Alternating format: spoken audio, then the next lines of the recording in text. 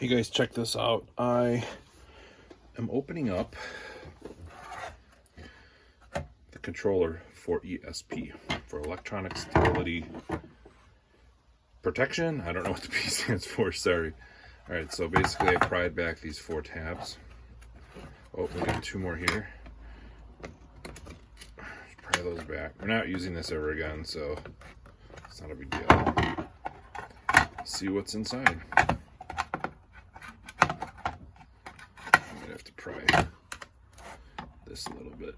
Okay, I think that's everything. There we go. I don't know if I'll be able to see anything damaged here, but I figured I'd just take a look and see if there was anything obvious. But that's what's inside your electronic stability control module. And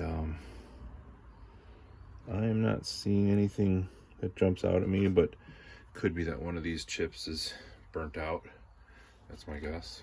So if you wanted to take it apart, I guess there's those screws you would just unscrew. You could see on the back where they screw in. But anyways, I think I'm just going to toss this thing.